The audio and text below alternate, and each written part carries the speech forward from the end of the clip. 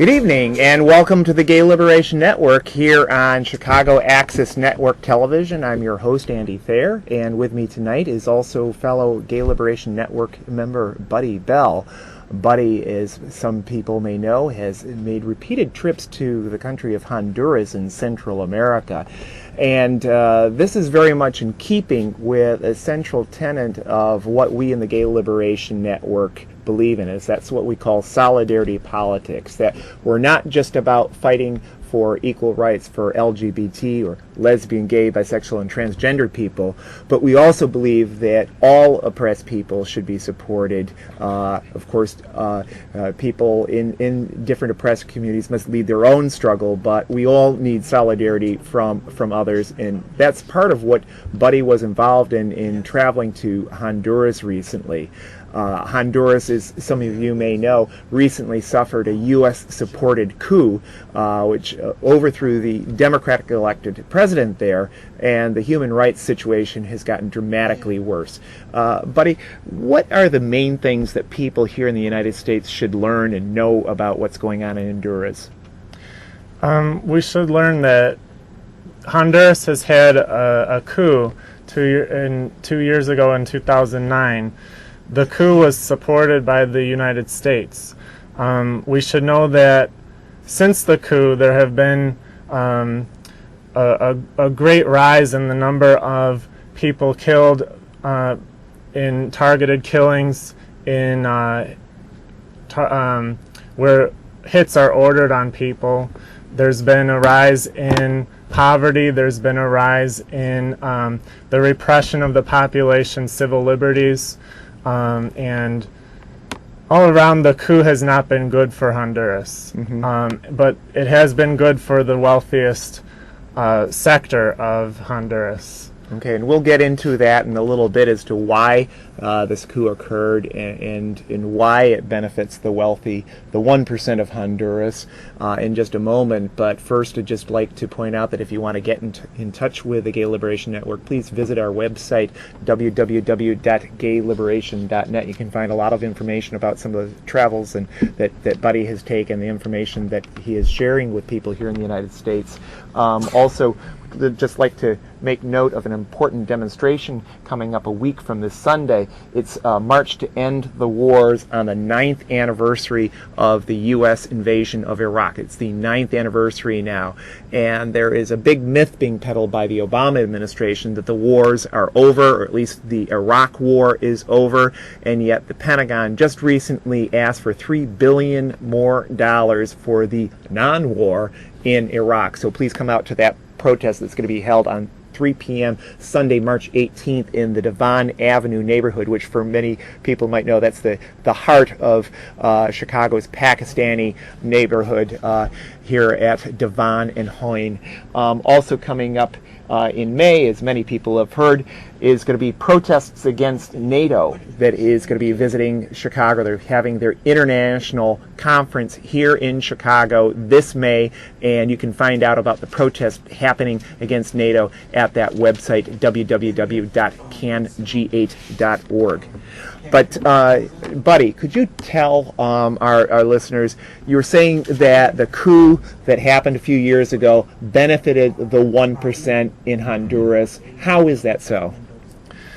Well, it's so because the people who carried out the coup were then given new positions in power after the coup happened. One of the generals who was responsible for actually physically taking the president out of the country was named the head of the Hondutel telephone company. There's a million examples like that. There's also the fact that after the coup happened, there was no opportunity to continue the progress that had been happening under the previous government, such as the raising the minimum wage and instituting some kind of land reform for small-scale farmers in the rural areas. Okay, and we've got a caller on the line here, Raúl Mendoza. Mr. Mendoza, please speak your mind here on CAN TV. Go ahead. Hello? Hello. Oh, sorry, wrong caller, but go ahead. Is this Okay. Andrea Nuila? Yes, this Hi. is Andrea Nuila from Tegucigalpa. Hi. Thank you for calling Hi. in. Can you talk a little bit about the feminists and resistance, what you're doing in Honduras? Okay, well, the feminist movement has been active ever since the coup d'etat in 2009. And, well, we're still struggling against some legal reforms that were done by conservative sectors and the same persons that were actually in the coup that were after in charge of the ministries and the secretaries and that banned the morning after pills. Mm-hmm. Can you talk a little bit about the law banning the morning after pill? About the banning of the morning after pill? Yes. Yes, please. Okay, so in 2009, just a month after the coup d'etat, a group of people that were from the Opus Dei and from the conservative part of the National and the Liberal Party, they designed agreement that was destined to ban the morning after pill, and that was actually, well, its purpose on the long term is to criminalize the use and the promotion and buying the morning after pill from 3 to 6 years in jail. And you mentioned that Opus Dei supported this move. Opus Dei, for those of our listeners who don't know, is a very conservative Catholic organization. What was the attitude of the Catholic hierarchy in Honduras towards the coup and some of these moves? Well, it's actually the Catholic Church, the head of the Catholic Church in Honduras was in favor of the coup. Was not only in favor of the coup, but it was actually backing the coup and going on national television explaining to the people why they should support the coup. Mm-hmm, mm-hmm. So it's it's a Catholic country. Yes. And a very Christian, country. So it's very easy for them to manipulate the information and Could you comment about the fact that Zelaya vetoed this bill and then it came up again? Sorry? Is it true that Zelaya vetoed the bill when it first came up? Is it true? I'm sorry. The banning of the morning after pill. Is it true that the morning after pill? That former President Zelaya. Oh yeah, the yes. veto. Yes. Tell our listeners a little bit about that, please. Yeah. So before the coup, two congresswomen were actually thinking on criminalizing the pill, as I was saying, and law passed the Congress. It actually passed in a moment that the country was focused on football, the football team playing for the World Cup. Coup.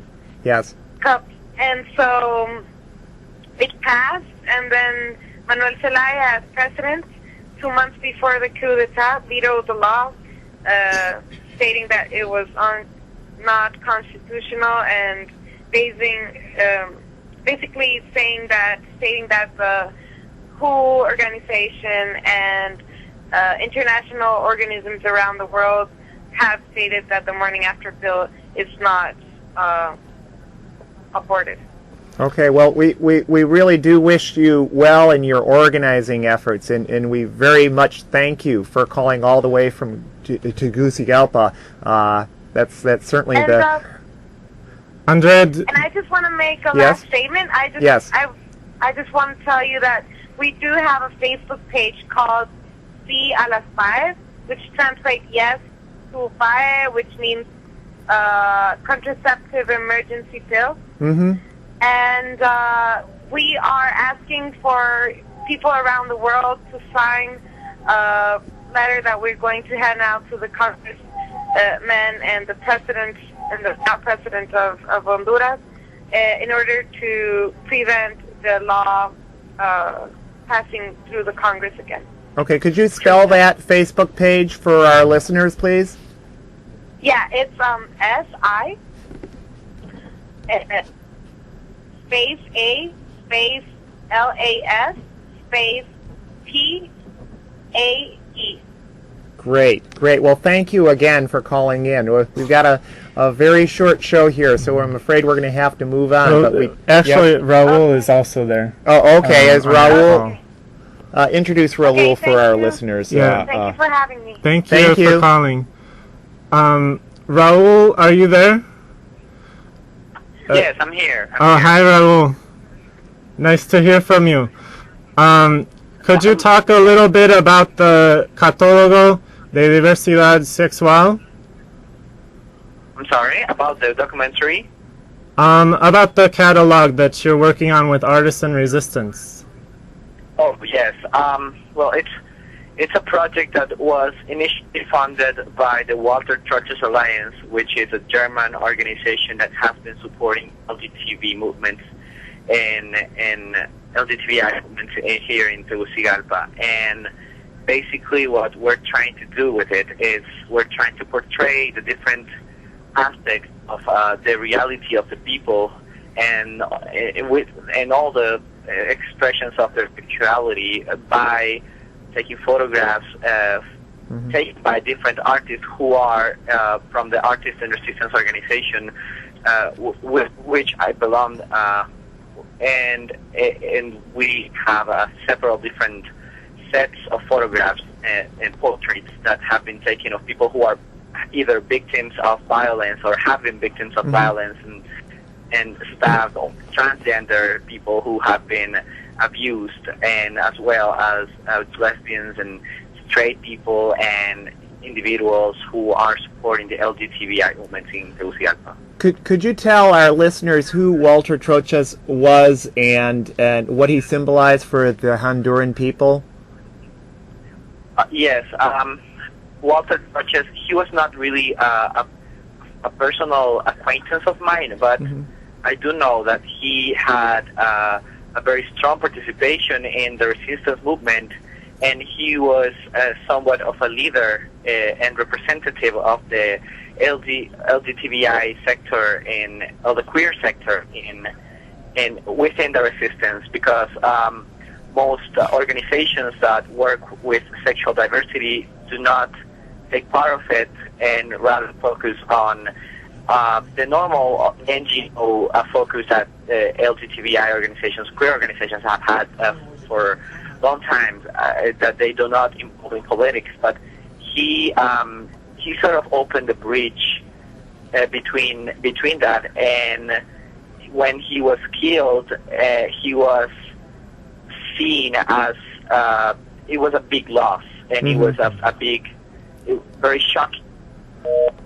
Oops. Well, we seem to have lost our friends from Tegucigalpa there, but I want to ask Buddy to explain a few of the pictures that we've got coming up on our screen here, because people are organizing in Honduras despite the military government. Tell us about this picture here on our screen, Buddy. What was going on with us? Yeah, the delegation I was on, we went to one of the rural areas of the country, to Colón province, and there they had an encuentro, which is a conference of campesinos. Right here, what they're doing is, in the beginning of the conference, having pictures of all the martyrs, the people that were assassinated ever since the coup, displaying them and saying that they are present here. Yeah. We're trying to improve the situation, and they're with us. And this is some of what the military has been doing. This village here, Lis Salado. Tell what happened here, Buddy. So in Lis Salado, this was land that the Dole Fruit Company thought they owned, but they had some campesinos there who had been improving the land that they just left after the hurricane, and the campesinos came and cleared it and were growing crops there, and they were evicted by Dole. Big Caterpillar bulldozer came and ripped a path through 500 homes in this town. And we visited the town after they had come back to take back the land and rebuild their homes. Now, and of course, Dole is a United States corporation. Did the Obama administration or Secretary of State Clinton have anything to say about this? Well, they didn't say anything specifically about this particular incident, but they've made declarations that all is well in Honduras. Honduras is improving its human rights situation, even though the violence continues. It's greatly escalated since the coup, isn't that right? It has in certain parts of the country, especially among the small-scale farmers. It's escalated a lot. And actually the U.S. ambassador is one of the lobbyists for the palm oil industry. Okay, and people in Honduras are fighting back. Here is a march that was the Walter Trochez. You'll see pictures of Walter in this march here. This is the March for the Martyrs that Buddy participated in. That's one of the signs there. Can you translate that for us, please, Buddy? Yeah, our dignity is invincible, or our dignity, you can't overcome it. Our dignity. And that there... Stop homophobia. Okay, so the gay rights struggle, the LGBT struggle is alive and well in Honduras despite the repression from the military and the military government there. And of course here, that's a picture of Walter Trochez, the gentleman who was seen as a leader of the opposition in Honduras. He was an openly gay man. And that says something about just how progressive the movement is there in Honduras. There's, I think, a lot of stereotypes about Latin American countries being full of machismo and very conservative. And I think the fact that the opposition would have as one of its principal leaders someone like Walter says something about those stereotypes and how false they truly are. You have got an event coming up that you, if you could read out here. There's a report back from Honduras that's going to be coming up on March 28th at 7 p.m. Sorry, we don't have this up on our screen here, but in the next day or so, if you go to our www.gayliberation.net website, we will have all the particulars about this. It's at Casa Michoacan, which is at 1638 South Blue Island Avenue. And that's 7 p.m. on Wednesday, March 28th, coming up. We'll be speaking about the delegation, and we'll have a special guest, Luther Castillo, who's a doctor in Honduras, who started a free clinic in a very remote town. Now, Buddy, Secretary of State Clinton has made a lot of noise about the violence in Syria, the dictatorial regime there, and also about the horrible human rights situation in other countries that the United States is not allied about. How do people in Honduras, those whom you were able to talk to, how do they feel when they hear the United States preaching about human rights in governments in countries that are not allied with the United States? What was people's reaction to that? Well, it shows how hypocritical the government of the U.S. is, and it just goes to show the double standard that is always there in terms of if you are an ally, they will overlook almost anything. If you're not an ally, they'll look for whatever they can use to, even it may be that it's sincere, but it's actually that they actually are committing violations of human rights. But to focus on just the countries that the U.S. is not allied with shows the hypocrisy. In Honduras, they're actually very worried about a war with Iran, and that's one of the questions that I was asked. Do I think that the U.S. will go to war in Iran?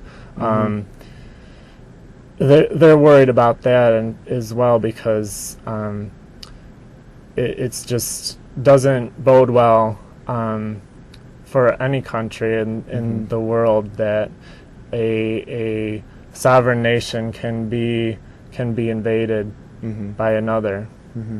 We're going to try and squeeze in one quick call here before we finish our show. Joe, I guess Joe gave up on us. We'll try another one here. No, okay. Well, we're just going to finish up the show here then with a few quick announcements. Here we go. Again, the March to End the War is on the 9th anniversary of the U.S. invasion of Iraq is coming up 3 p.m. a week from this Sunday in the Devon Avenue neighborhood. That's 2100 West Devon, which is the corner of Devon and Hoyne. Please make time to go to that. You can find out more information on the www.gayliberation.net website. And, of course, the NATO is coming to Chicago this May, and there are going to be all sorts of protests and other activities, educational presentations, and so forth. You can find out all about that at www.cang8.org. And, of course, we've got our monthly meeting of the Gay Liberation Network. This is how you can get involved in some of the organizing, including producing today's show. Just attend our monthly meetings of the Gay Liberation Network. First Wednesday of each month, 7 p.m. April 4th is our next one at the Burger Park Cultural Center, corner of Sheridan and Granville. And, of course, our next show on CAN TV. We're going to have an additional show this month. It's going to be on Friday, March 30th on the same channel here at 6:30 p.m. And then finally, we'd like to thank the people who put together today's show.